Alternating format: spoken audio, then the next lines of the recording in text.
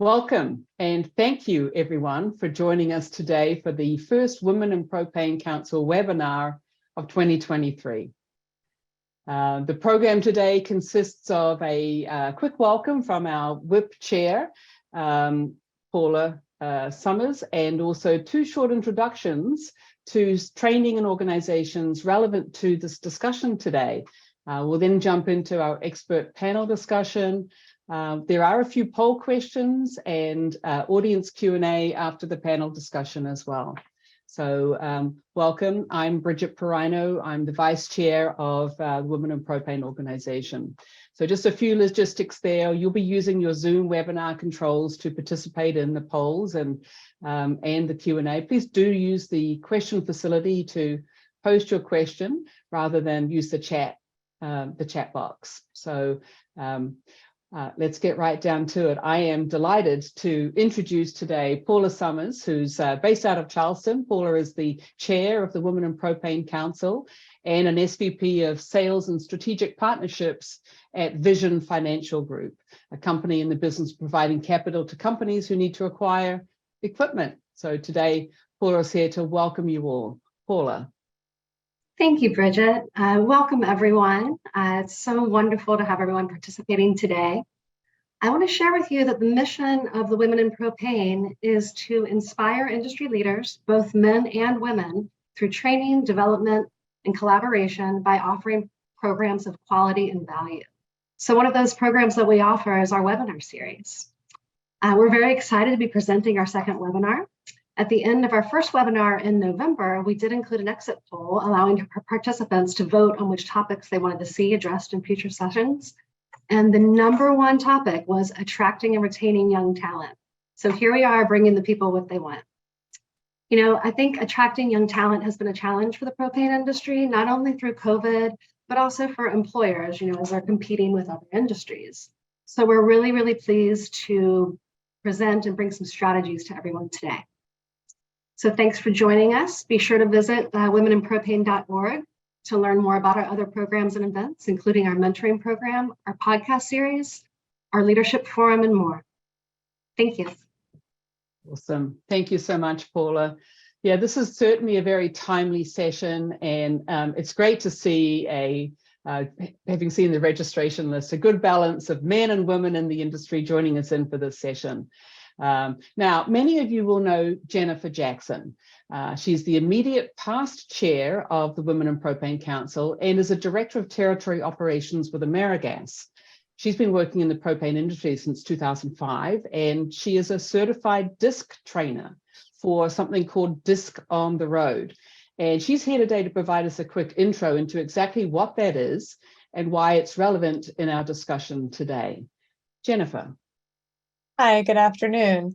So Disc on the Road is the nation's most effective behavior profile training program that we provide with certified DISC experts as myself and Melissa Lord.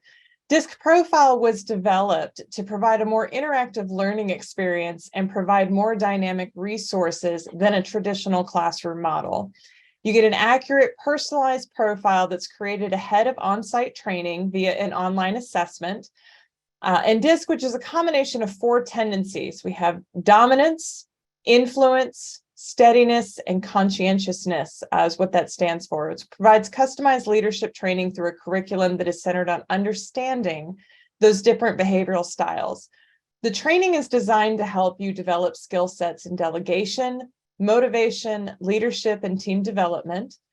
It'll help you to manage more effectively by learning about your own management preference and priorities, which will allow you to better motivate your staff and yourself. You'll gain insight into how to develop your employees, learn how your employees might respond to your management style, as well as understand how to identify and relate to your direct supervisor and their individual styles, which maximizes your management and team productivity and will increase company success.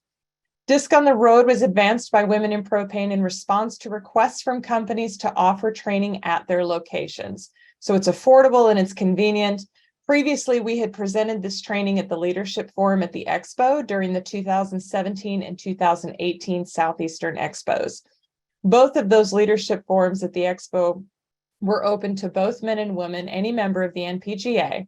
And currently we offer 3 DISC training options that are available through our DISC on the Road program. We have everyday workplace training, management training, and sales training available.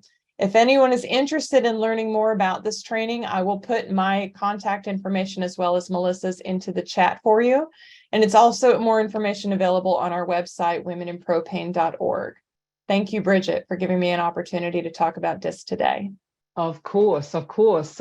We've got a few folks on the panel and including speakers today who've been through the DISC training, and it may come up in our discussion, but it can certainly help folks understand if they're working with younger talent or older talent or whatever, just talent in general. Everyone is different, right? So this training really kind of helps put that in perspective. So thank you for sharing that detailed overview for us. So now we have a poll for the audience. We'd like to know what sort of organization you work for. Let's get a feel for who's on the line today. So if we just launched that poll on the company type, and we'll get that information about who you are. So use your webinar controls there to vote. And oh, it's moving quickly. We'll get that information soon. We've got about 50% so far, so it's rapidly climbing. We'll wait till we get about 80% and we'll share the results. Not surprising on some areas, but we've got a nice mix here with people from all areas of the industry joining us. Okay, let's end that poll and share those results now. We've got 86% of the folks participated. That's kind of interesting. A lot of propane suppliers on the calls, national, medium size as well. We've got a really great mix here. We've even got some manufacturers, industry associations. So wow, that just tells us attracting young talent is a widespread issue. So thank you for that. We can move on now. Our next quick presentation here is from Stephanie Hennon, who is the marketing manager of Lakes Gas, where she's been about 3 years actually. So I noted last night, Stephanie, you posted on LinkedIn. So congrats to you and the Lakes Gas team for ranking number 14 in the United States. And as you said, that's a big win for you rural Midwesterners. So congrats on that one. But Stephanie is here to talk to us about the NPGA 30 under 30 organization. So this could be very relevant to know about or to become involved in. Stephanie, tell us more. Yes, thank you, Bridget. And we're very excited at Lakes Gas to be recognized in that capacity. But the 30 under 30 program was started in 2020 through the Young Gassers Association in conjunction with NPGA. And we're going to talk a lot today about attracting young talent, but we also have a ton of young talent in the industry already. And this program aims to recognize those individuals. So this year, 2023, the nomination forms for the program are going to open April 1st, and they'll run probably between 6 and 8 weeks, depending on how nominations are coming. The Young Gassers will have a booth at the NPGA Expo this year in Nashville. So feel free to stop by and you can nominate someone there. But if you do have any questions about the program, please reach out to me. I'll put my email in the chat as well. But it's just a really good area to be able to recognize young talent that we do already have in the industry. So if you have someone that you'd like to nominate for the program, the nomination form will be available beginning April 1st, 2023 this year. Thanks, Bridget. Oh, thanks, Steph. That's great. Yeah, the Young Gassers, if you're not a member, it's $35 a person. It's easy to join, and they'll also have a booth there, and of course the world famous Young Gassers reception. So definitely good to know about for your younger talent or yourself. All right, we have another poll. This one is a twofer. So we've got 2 questions we're going to post up right now. Let's get those up. And okay, so there they are. The first one is about the channels. What recruiting channel has been the most successful for you in finding young talent? You can vote on that one. And the other question below that is, what are the top 2 challenges in hiring young talent? So we'll just give you a bit of time to go through that one.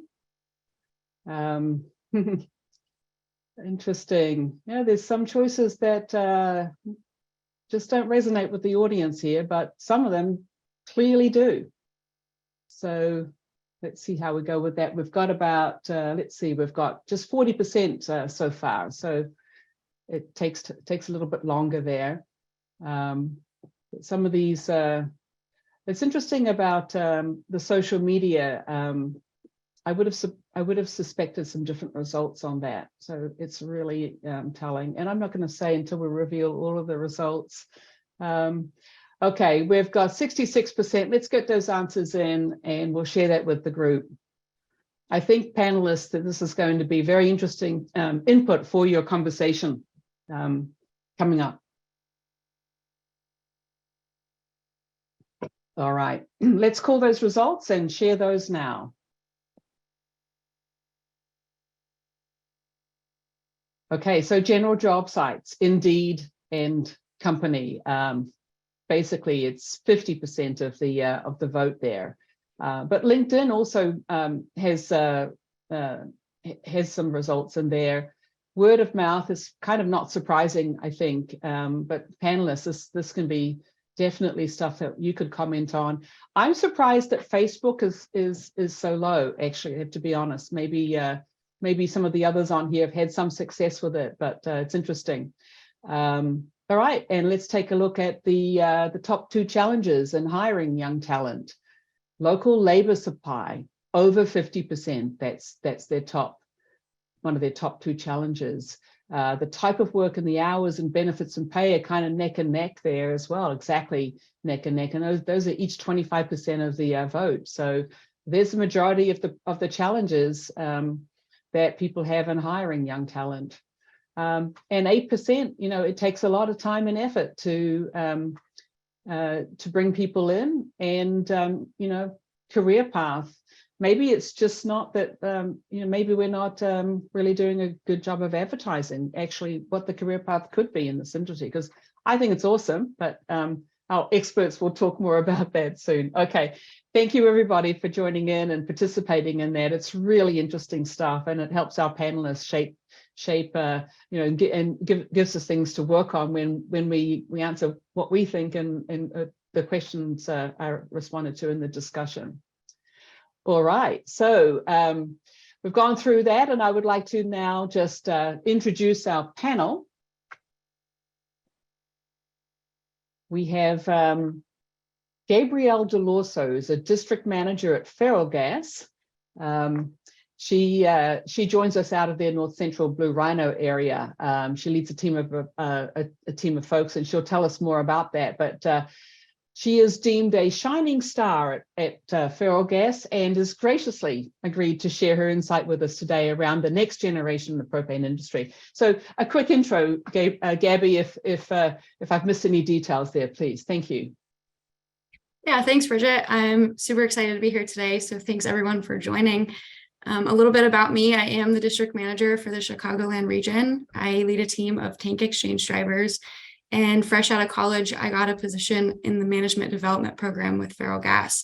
I've been in the industry for a little over 2 years now, so I hope everyone can look back at their first 2 years in the propane industry and kind of laugh at the amount of information that comes their way. So with that being said, I'm excited to share some insights on my generation and ways to integrate, younger workforce into your company. So thanks for having me.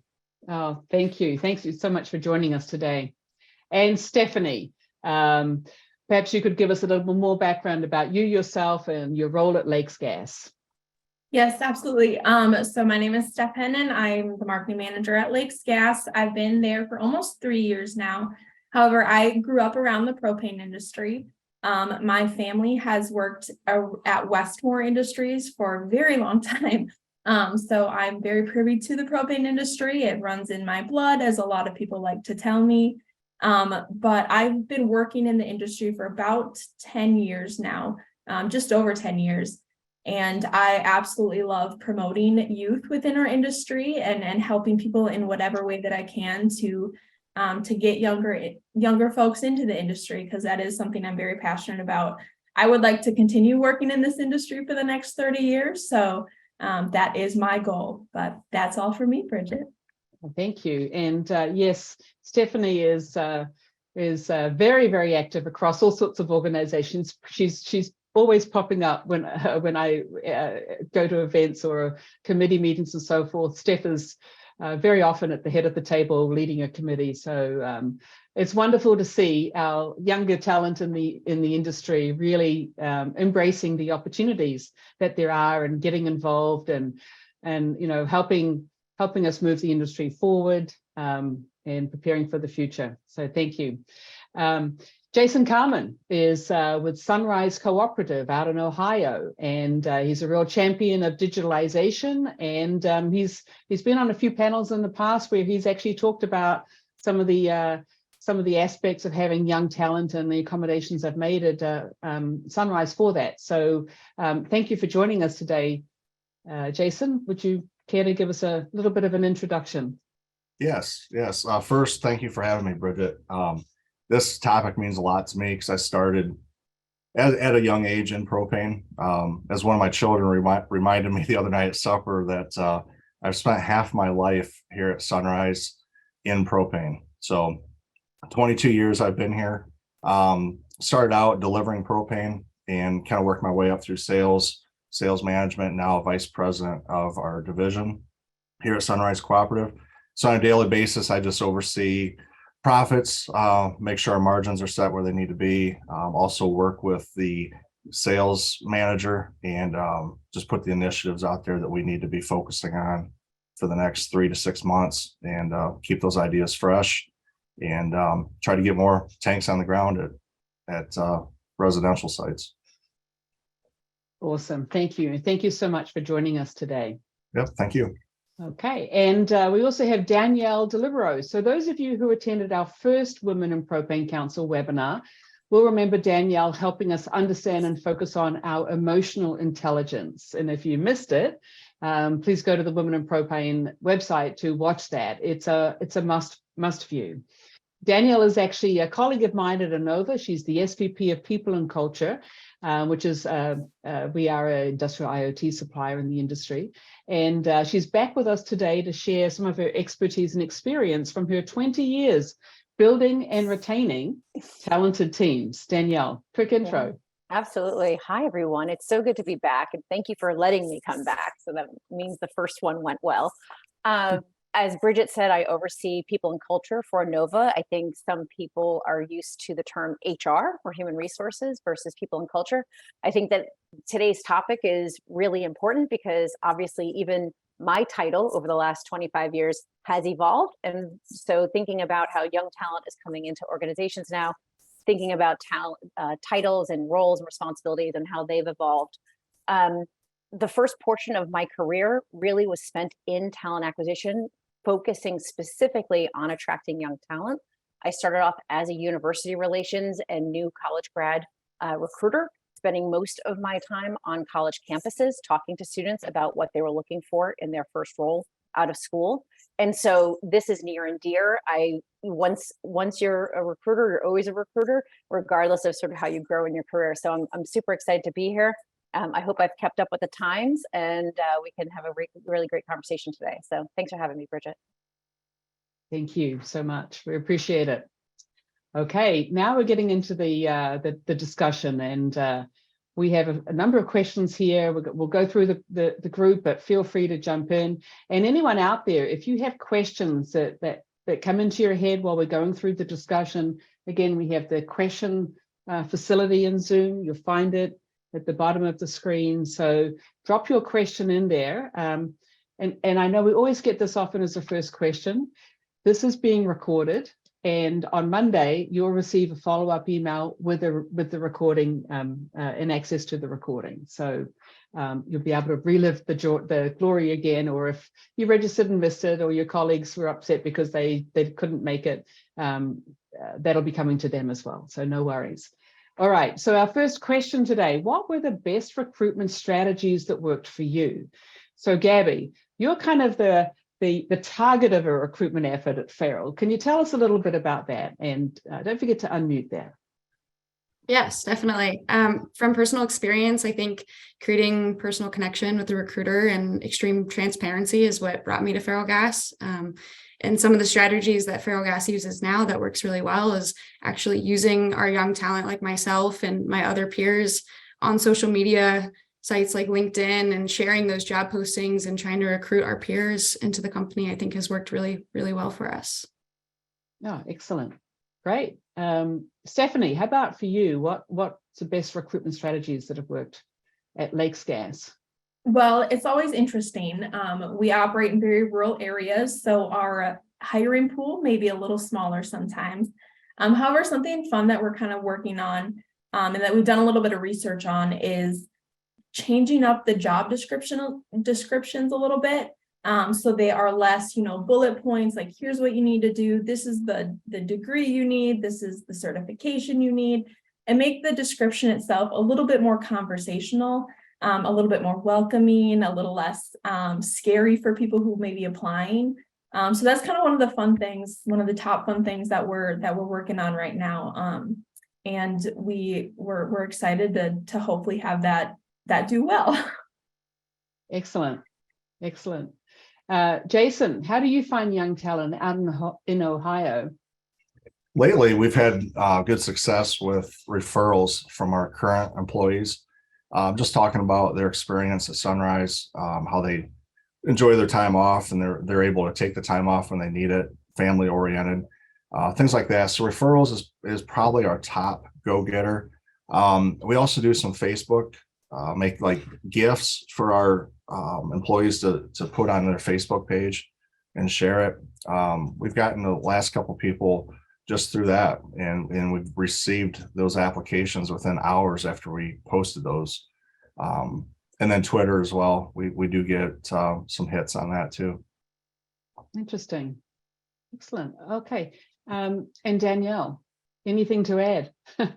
Yeah, absolutely. Those are all great. And I think, to Steph's point, when you can make a job description inviting where someone says, I don't actually check every bullet, but it feels good enough, and maybe they'll train me on the parts that I don't have and feel comfortable still applying, it opens so many more candidates for your population to take a look at. So I think that's great. To the question, I think there's a lot of great strategies that are out there, but you have to do the one that works for your organization. So if I can caution you or give you some great advice of, don't try to be the big company if you're not the big company. Don't, work with what your budget is, work with what your people are. As Gabrielle said, there was transparency, and the company was very true to who they were, and that made all the difference, that authenticity. So the first thing I would say is, have really great job descriptions, but also don't just explain what the job is, but really talk about what your company is and why that job is important in your organization. Another thing is where you post the role. So as Jason said, getting it out on Twitter or on Facebook, as well as LinkedIn, really go to where the candidates are. Don't expect the candidates to always come to you. I think that when you think about posting, one of the great ways about that ability to go viral or expanding your network is making sure that you get everyone involved. So if you do have a dedicated recruiter in your organization, chances are their network are other recruiters. So if they post the job, other recruiters see it. If a driver posts the job, chances are other drivers will see it. So you want to make sure that your whole organization knows what you're hiring for. Make it easy for them. Like Jason said, they make, assets to give to people so that they can post. Give people the link, give your other team members the information they need to get the word out, which is really great. I think that the other strategy that we have to be mindful of is keeping up with, what's considered acceptable. So I will say, when I first started my career, having a completely separate email address that was extremely formal, that was only given to the jobs I was applying for, was that was also when we used to print out resumes, right, and mail them with a stamp. That was also very important. now it's acceptable to text a candidate and say, I saw your resume. Hey, do you want to talk? Being a little bit more flexible and being mindful that that email, the talent you're looking for may not be checking their email every day or tied to a laptop. They're more tied to a phone or a mobile device. So just being aware of what the talent is using and not asking them to already adapt to what you're using as an organization. So I would say just, talk to your team. If you don't have young folks currently on your team, talk to young people. I'm sure if you have nieces or nephews or kids, or you live near a group, talk to them and really find out how they want to be approached. It's worth doing a little bit of market research on your own. Awesome, thank you. Absolutely. So our next question is, where do you currently advertise to attract young talent? So Gabby, how did Feral Gas find you? Yeah, so lucky enough, Feral Gas found me through LinkedIn. I got a message from a recruiter, and we used the messaging to go back and forth and explain a little bit more details about the job, and then a phone call came after. But I think sharing on LinkedIn and seeing through my peers and people my age that were sharing those job postings and had already worked for the company and had gone through the management development program previously, seeing that they were excited about bringing in more groups of development programs, that really excited me. And I leveraged the recruiter for that information as well. And just curious, we have a question from Ginger, and if there's an opportunity, we'll bring them in. But this is interesting. I'm curious. You lead a team of drivers. Do you currently have a CDL? Have you delivered product? How do you do not. And if you don't, how do you build that relationship with your drivers? Yeah, so I don't actually have a current CDL right now. I have delivered product. I do a bunch of ride-alongs with my drivers through the management development program. We go through all of the training that would need necessary to get a CDL, and that is an option at the end if you like to choose so. For me personally, creating that connection with the drivers is being out in the field and getting in the truck with them. I might not be able to drive, but I sure can sit in the passenger seat and learn from the best. And keeping that open form of communication and knowing that they truly know the job well, and I can learn a lot from them as they can learn some things from me. But it's mostly that partnership that we create that has worked out really well for us. Right. Stephanie, you talked about being more conversational in your approach to advertising. What are the best channels that have worked for you? Where do you advertise to attract young talent? So I will say, we may not specifically advertise on certain channels to directly get young talent, but what we do is we make sure that we're present on the channels that the younger generation is present on. We do a lot on Instagram. We're slowly getting into TikTok. Of course, we're prevalent on Facebook because that's just something that a lot of people in the industry are on, and customers and everything. But we're very cognizant of being active and present on those platforms that the younger generation is on. We may not be advertising directly to them with our job opportunities, but they are seeing us, they're aware of us. And so when they're out looking for a job, or if they're just, considering something, that we may come to their forefront because they see all the content that we push out on those channels. So I do recommend that companies that are able, even if you don't have a huge following on some of these platforms, at least starting now and doing something on there will be huge for you down the road, because social media is just so crazy. We have no idea what's going to be here in 5 years and what's not. And so Facebook might be gone, and Instagram may be the main social platform. So I definitely recommend, trying to get on those platforms, even if it's just a little bit, just to get out in front of that generation. Okay, so we're not going to be advertising on TikTok anytime soon. Well, we'll see. We might. We may have to. Okay. Jason, anything to add here? Where do you advertise? Like I said earlier, we use Facebook and Twitter. One thing we do that I did not mention before is we'll put a picture, like 2 or 3 pictures of what that job entails.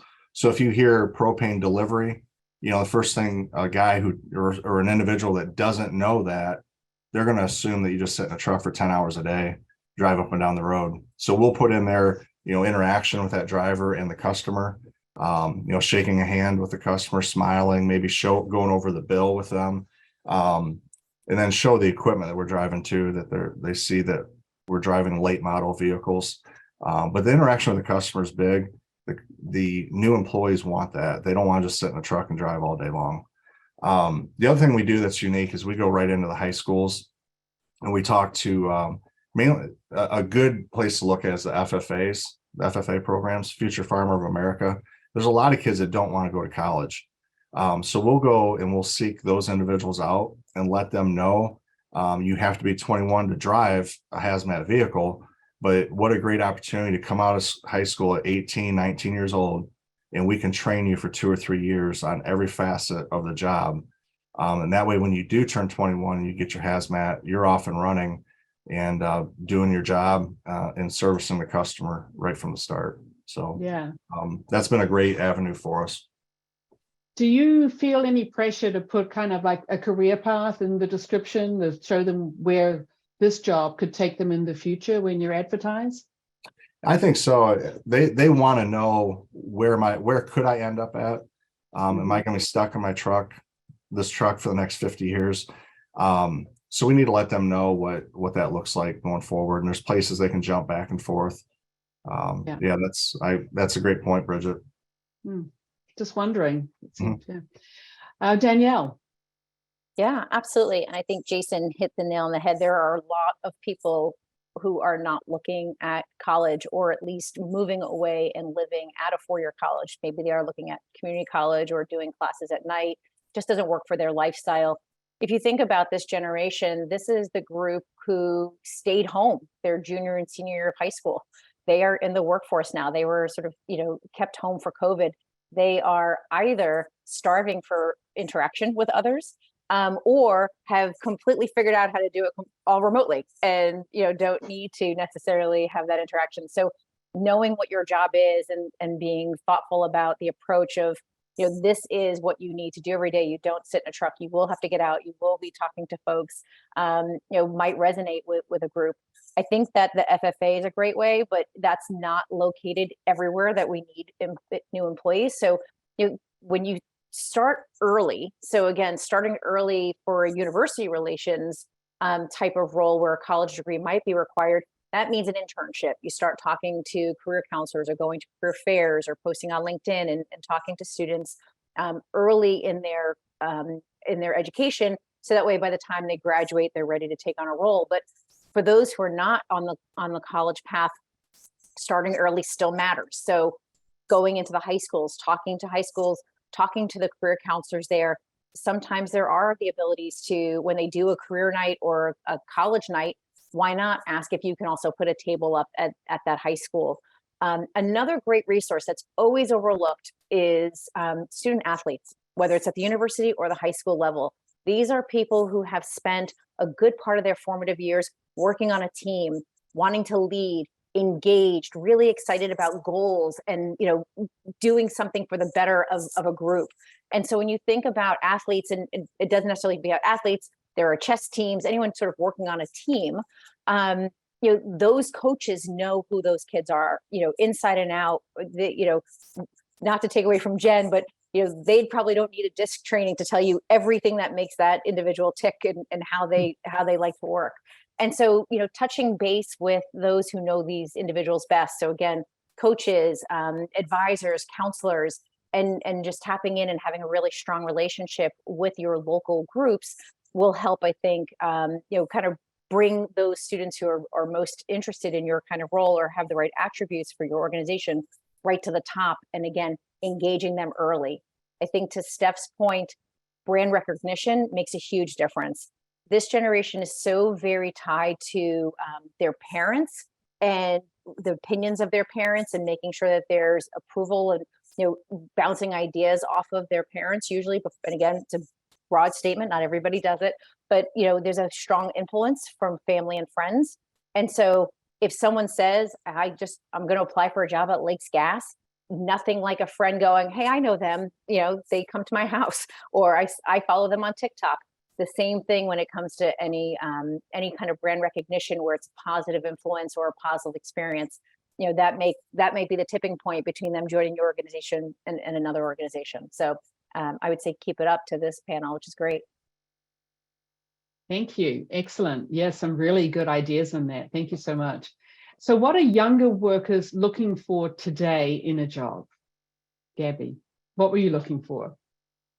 Yeah, so I mean, in terms of benefits, I would think that parental and family leave is a huge benefit that my generation is looking towards. You know, we're looking at a generation who are having children at a later age and not as young, and that's because most can't really afford to take that time off of work. So offering that benefit is a huge plus, as well as the family leave. You know, we're getting to the age that our parents are growing old and we might have to start taking care of them, and grandma or mom or dad might have slipped and fell in the driveway and they need to go to the hospital and get a hip replacement, and taking that family leave or that, you know, that benefit that the company provides us is a huge plus for our generation, because we are becoming that age where our parents are getting older and we're starting to look at starting a family, and that's a huge benefit that, you know, companies that provide that is companies that get younger talent to stay. Yeah, exactly. Yeah, there's you know, a lot of value in those sorts of benefits coming in. But what were you like? What was, you know, was there? Was it the mentorship program that you're involved in, or any of those sorts of things that really you were looking to find in a company that you joined? Yeah, absolutely. I think mentorship was huge. I think having that, you know, sense of purpose, my generation is huge about, you know, the sustainability of a company in the future and that sense of purpose. And I think in the propane industry, there's huge purpose behind what we do. You know, we have families who are heating their homes and making food and cooking for their families. I think getting into the propane industry was something that really I admired, just because of the work that we do and the purpose behind the job that we all have, as well as that mentorship is what keeps me running, and is a big reason as why I'm here today too. Yeah. And Stephanie, what were you looking for in a company what were you looking for in a job when you got into the industry? Well, I knew that I wanted to work in propane. I was known in college as that girl that loves propane. I don't know how I feel about the nickname. No, I loved it. And so I was very adamant about being in the industry. I actually ended up working at Westmore Industries right out of college, where my dad has been for a little over 35 years now. So that's kind of what drew me in to Westmore and then into the industry. But I have, for the past few years, I've been speaking to propane professionals about the younger generation. I am a young millennial. I was born in 95, and so I'm pretty sure I just hit the cutoff for millennial. But something that both millennials and Gen Z really look for, like Gabby said, is purpose. They want to do good in the world. And I think that's pretty standard across all generations. But what we see in millennial and Gen Z generations is that they're very focused on doing good in the world, and they want that to reflect in all aspects of their life, including their job. So what I like to tell people is propane, we have a really, really good story to tell. We just need to tell that. We are a sustainable fuel. We are a clean burning fuel. We're part of a fuel mix that is going to be able to help decarbonize the world. And so we need, as industry members, as marketers, as manufacturers that work in propane, we need to tell that story, because that's something that is really going to attract younger generations, because it is such a good story to tell, and it's something that they're going to want to be a part of because they want to do good in the world. So that would be my number one thing when working and talking to younger generations. Oh, that's great insight. Thank you. Jason, what do you see younger workers seeking when they come into Sunrise Cooperative? Definitely a purpose. They want to know the why behind the what. What at the end of the day, what is the significance of their job? When I started here, I just needed a job. I needed to pay bills. So I really didn't dawn on me what I was doing until I made that first delivery to a customer when it was 10 degrees out. It was on a Friday at like 5 o'clock at night. And she came out and was like, oh my gosh, I'm so happy you're here. Thank you so much for showing up. That's when it hit me that, okay, I'm not delivering just propane. I'm delivering a product to the customer that sees value in what I'm doing. Now I see every youth coming through the doors wanting that. They're not there just for a paycheck. I hope I'm not the only one that feels this way, but I think our youth is probably smarter than I was when I was their age. And maybe it's just me, I don't know, but they want more, they deserve more. They're more savvy, they're more educated, I feel. And they're challenged. I mean, they're challenging, not challenging to work with, but they're challenging us every day at the job. So it just shows us we have to give them more back, show them the value. Yeah. Okay. Excellent points. There's some great questions coming in as well. We'll get to those. Danielle, what do you think younger workers, or what do you see the younger workers that we're hiring at Inova are really looking for in a job today? Yeah, I think that everything everyone said is super important, but I would put it all under the umbrella of being part of a community where they feel valued and they feel cared for, and they feel heard. And so if a benefit doesn't already exist, can they bring that up to say, hey, look, this is important to me, and somebody say, thank you for that recommendation, we'll look into it for next year. No one's ever needed that before.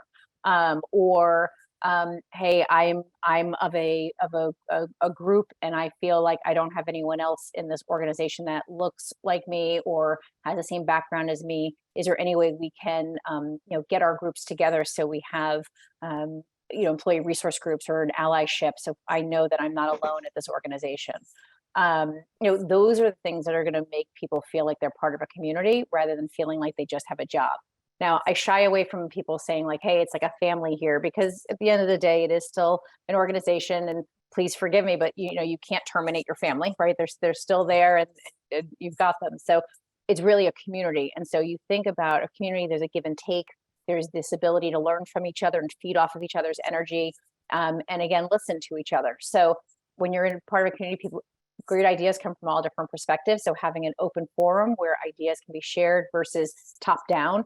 I think the days of top down is difficult to sustain anymore. As Jason said, they want to know the why behind the what. As Steph said, just explaining, what's going on, who we are, why there's a purpose, why there's a mission behind what we're doing. And as Gabrielle said, to, again, the benefits that they receive. Yes, benefits are benefits. And I think we think of like open enrollment, right? When we think of benefits, and that's great, but there's greater benefits beyond, the ones that are monetary, but feeling a sense of community, feeling a sense of belonging, feeling that sense of purpose really keeps people interested and engaged, and ultimately it can lead to, really great retention. So. Absolutely. Well, speaking of benefits, we've got a lot of interest in the sorts of things that people are looking for in terms of benefits coming through in the questions, and how to work with young talent once they're in the door. But let's take the benefits question first. Gabby, tell us about some of the benefits that you think are most important for young talent today. Yeah, so I kind of touched on that earlier when I spoke on the other question of the purpose behind, why I chose Feral Gas, and those benefits that involve family and giving your employee the time off and knowing that they have a job to come back to, I think are really crucial and really important, like those parental and family leave. Like Danielle was saying, monetary benefits don't, sell all the way, and you have to create that sense of community and that sense of those other benefits that come along with the company, as far as the mentorship and the open door policy of sharing ideas and having those open conversations with mentors and leaders in the company that allow that, you have the monetary benefits, and then you have your other benefits that keep you with the company as well. Yeah. Would you agree with Jason and Danielle? It's less about the money, it's more about belonging and purpose and other benefits come with that? Absolutely. I think I agree wholeheartedly with what they all said. I think even a company that is propane, with the sustainable gas that's fueling the future. I think my generation cares about, what are you doing for us? What are you doing for our planet? What are you doing? You might not be here in 60 years or 40 years or 30 years, but we will be. And what are you doing to help us create that sustainable planet that we live on today? So yeah, absolutely. Steph, what sort of insight can you add here on the benefits that are really matter most to the younger generations?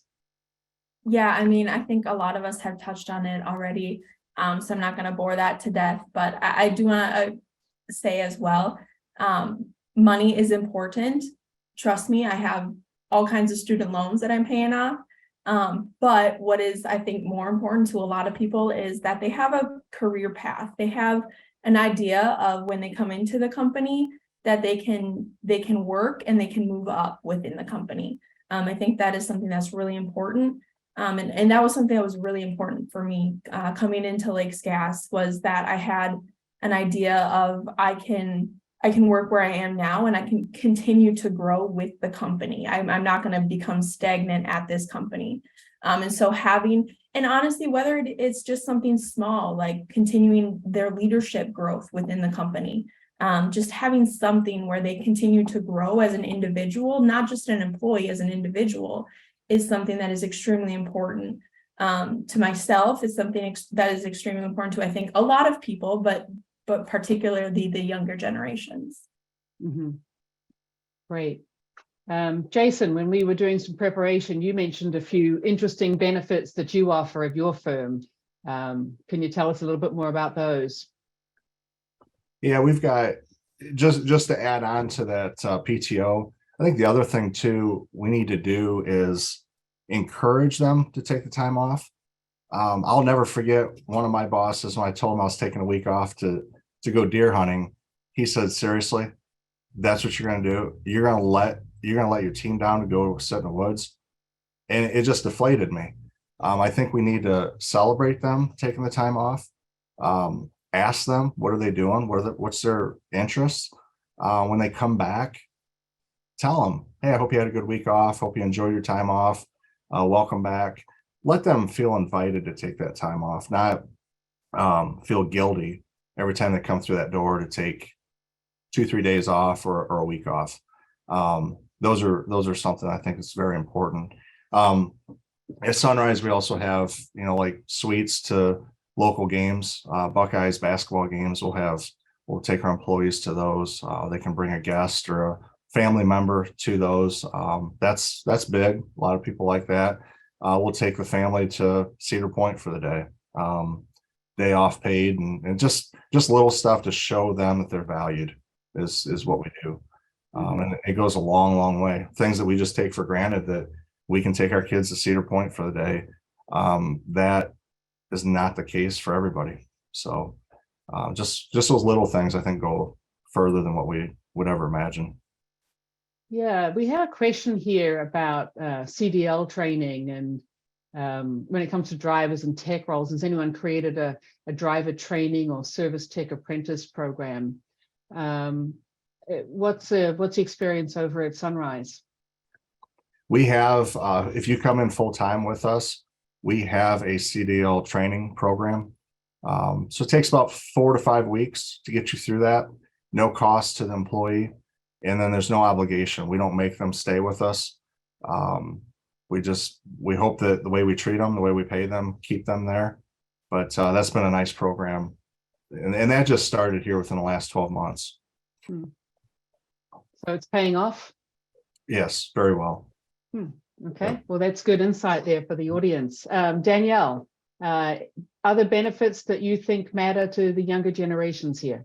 Yeah, absolutely. I just want to point out, everything that has been said so far is either low or no cost, that we've all said, which I just want to make sure that we point that out, because I think there's a lot of people who call into this and go, "Oh, I can't do what they're doing there. They're so much bigger. They have a much bigger budget. They're global. They're big." Most of what we've already been talking about are really at lower or no cost. Yes, there are some programs that we invest in. Obviously, as Jason said, a CDL license, parental leave. Those are things that do have a cost to an organization, but we hope come back tenfold with an engaged employee.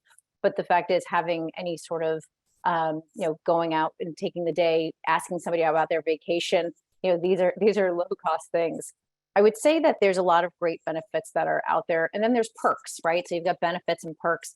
But in terms of a benefit, if I may just talk about one of the things we're doing at Nova that I think really went over well, was we introduced about 2 years ago now something called a community engagement day. So in addition to your paid time off, in addition to your other time that you get, every employee every year gets an additional day completely dedicated to give back to their community and use it to be part of an important group that works for them.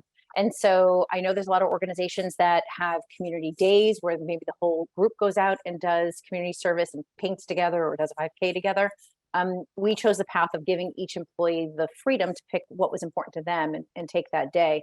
And the only thing that we asked for in exchange is a photo of you enjoying your day, giving back to your community. So if you're sitting in a classroom reading, if you're out painting, if you're building a garden, all we ask for is sometimes you're really dirty and sometimes you're not, depending on what you're doing.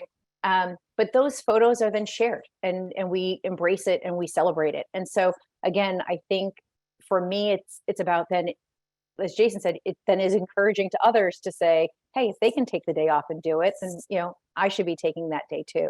And so again, I want to make sure that we're thinking about things that matter to our employee population.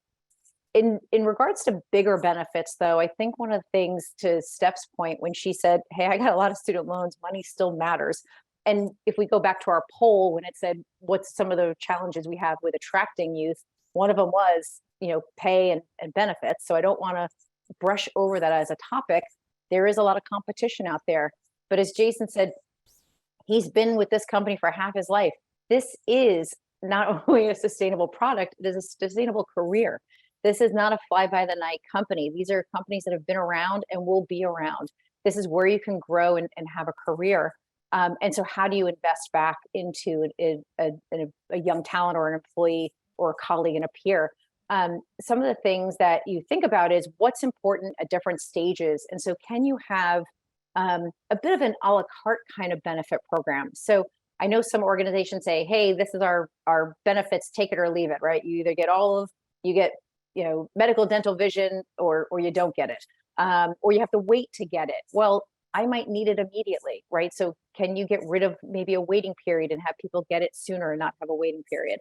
Can you instead say, I know that 401k is probably really important to those over 30, but maybe those between 20 and 30 would rather have, whatever we're putting towards the match given to them in the form of student loan repayment, or given to them in form of helping them maybe put a down payment on a house or relocate to a region where there isn't a lot of labor and you have a labor shortage. And so how do you start to really think about moving funds around that have been just dedicated to one benefit and maybe using it? So it's fair, not equal, but we want to offer fairness to our employees of what's important to them at certain stages of their life and their career. So I put those out as some ideas and some suggestions. Some obviously cost money and some don't, but I think there's a lot of different things you can do. Thank you. It's also insightful, and it kind of leads into the next question here, which is, once you've got them on board, how do you really integrate them with your entire team? There are things that you do to engage the existing team with the younger members. We have a question along these lines as well as, what role can the boomer generation who's leaving the industry and have rich experience play as mentors or to the younger talent, and what would those sorts of programs look like? So I'm going to throw that out to anyone out there. How do you integrate the younger new hires into the organization? I'll start with just backing up what Jen was talking about with the DISC profiling. So when we bring in a new hire, we find out what their DISC is and then share that with the people who are going to help train that individual, just so they understand how they need to communicate with that person. Then also so they understand that if they look like they're not being engaged, maybe it's your delivery, maybe it's how you're training that individual. We talk about, to the trainer or that seasoned employee, look, we're not training this new individual to take your job. We can't do that. I mean, think about how long it's taken you to get to where you're at today. We're not going to do this overnight. So don't look at this as a threat. But then we also talk about, what's your legacy going to be to that individual? Do you not want to train them anything? And then they look at you as that person that was trying to hold them back? Or do you want to be that individual that really paved that way for them, for their future? And then when they're there 30 years from now, you can say, I had a hand in that.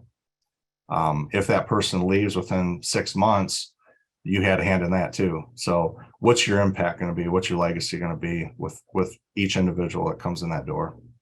Yeah, absolutely. Anyone else? Yeah, Jason, I think you make a great point there. We found in older generations, there's this thought process behind, well, I had to figure it out when I was your age, so you're going to have to figure it out too on your own. I didn't have anyone to help me out, so why should you? And if we change that mindset and really get them into that mentorship role, and they help teach the younger generation and show them and learn and grow, then I think, we always say that we're coaching someone to replace us someday, and we need to keep that mindset rolling instead of a closed off, holding our cards close because we had to figure it out on our own mindset. And I think that is something that if we switch that mindset, we can be really successful with the younger generation.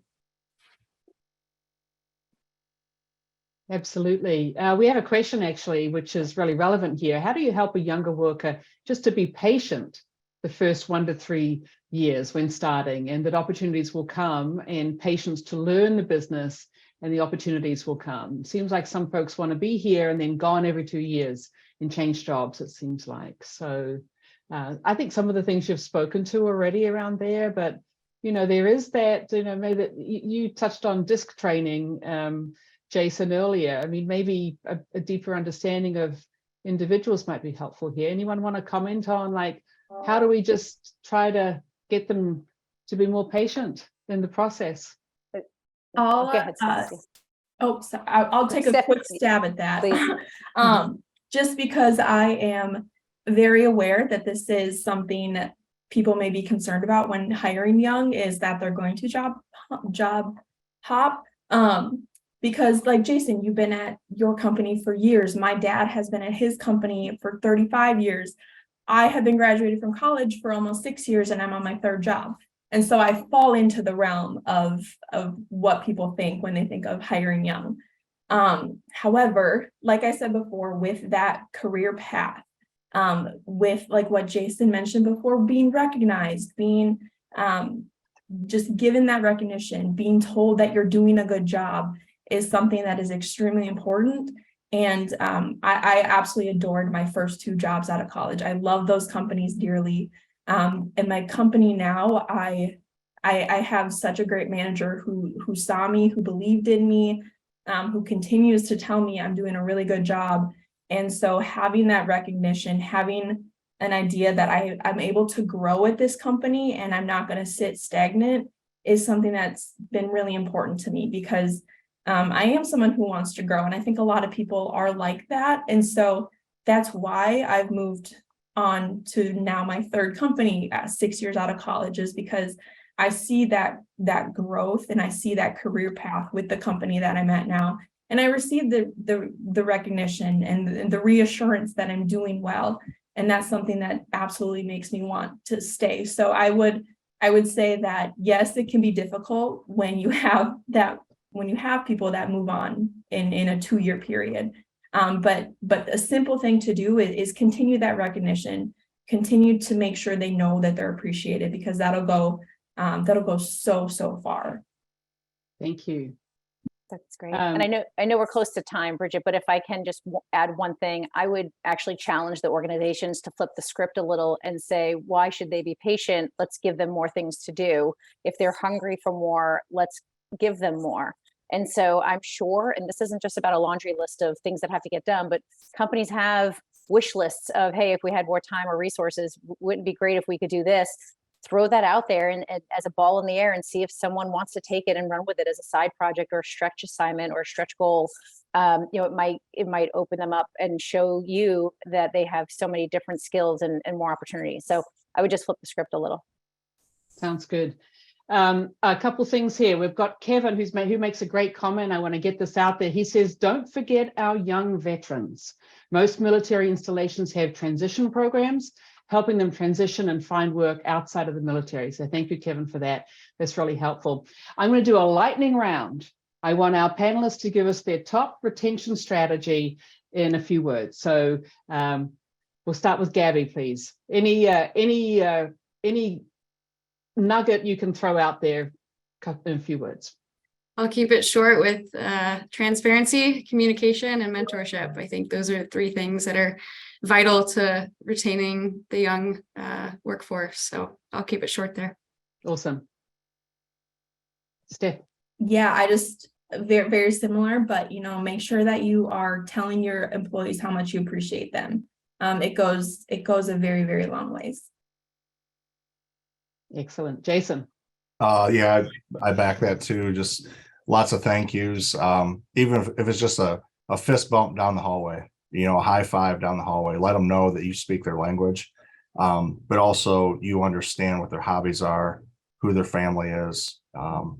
They're not just an employee. So Yeah, that's good advice. Do you have to do at the end of it? I haven't done that yet. Up? I'm not Okay. that advanced yet. Okay. So. Okay. I mean, people need to know these things. Thank you. Danielle, you got a quick retention strategy for us? That's it. Know your people, know them by their name, know what they like to do, know their interests. Be interested, actively listen to your employees. That's it. Yeah. All right. Thank you so much. Thank you, everyone, for joining us today. Thank you to our expert speakers, to Paula, to Jennifer. We do have an exit survey. Just a couple questions. How did we do today? And what should we talk about in our next webinar? So we would greatly appreciate taking time to do that. So thank you, everybody. And we'll see you next quarter. Bye-bye.